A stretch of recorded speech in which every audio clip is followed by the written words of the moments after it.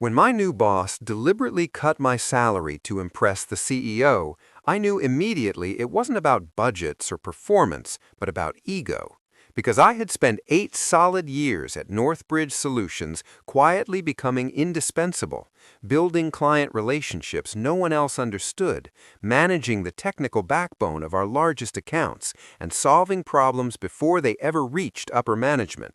Which is why it felt surreal when Evan Rhodes, freshly promoted, freshly insecure, and desperate to prove himself, called me into his office one Friday afternoon and informed me with a rehearsed tone of authority that my compensation was being adjusted downward due to cost optimization initiatives.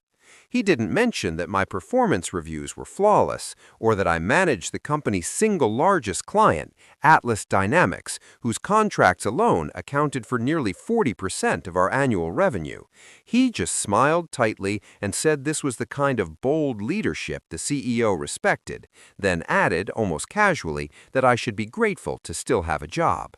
I didn't argue, didn't raise my voice, didn't threaten to quit, because I'd learned long ago that reacting emotionally only feeds people like Evan. So I nodded, thanked him for the transparency, and walked back to my desk while he watched me like he'd just won something. What Evan didn't realize was that my role wasn't just another line item on a spreadsheet. It was a bridge of trust between Northbridge and Atlas, a relationship built over years of late-night calls, emergency fixes, and honest conversations that never showed up in reports. I continued doing my job professionally, but strictly within my revised compensation boundaries. No more unpaid overtime, no more answering calls at midnight, no more jumping in to smooth over internal chaos that Evan himself created by trying to look decisive instead of competent.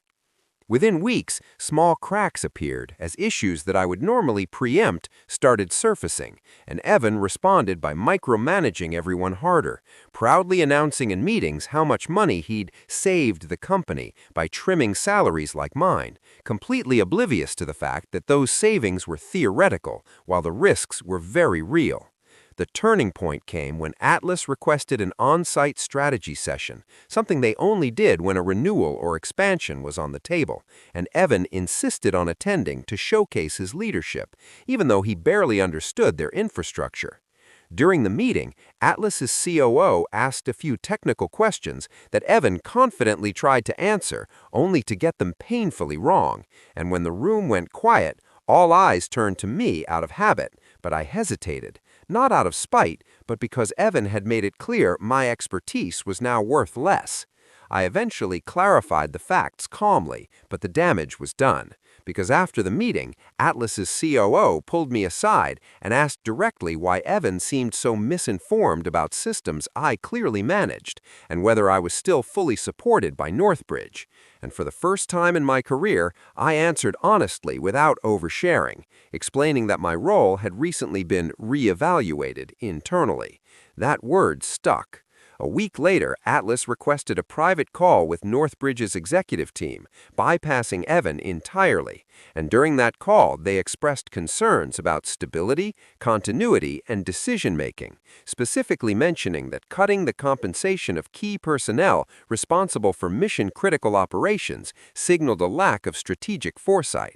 The CEO, blindsided and furious, demanded internal explanations, and Evan proudly presented his cost-saving spreadsheet like a trophy, not realizing it was the rope tightening around his own neck.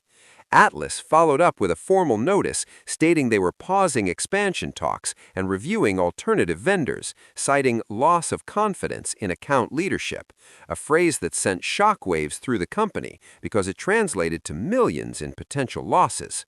Suddenly, my salary cut wasn't a bold move anymore. It was a liability with a paper trail leading straight back to Evan.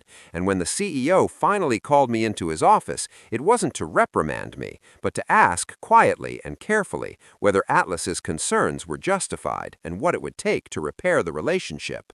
I told him the truth, that trust isn't restored with spreadsheets or titles, that Atlas values consistency and expertise, and that undermining the people who provide it sends a message louder than any quarterly report.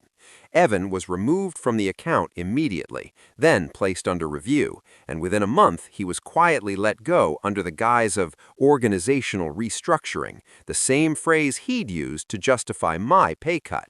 Northbridge reinstated my salary with an increase, offered a retention bonus, and asked me to formally lead strategic operations for key clients.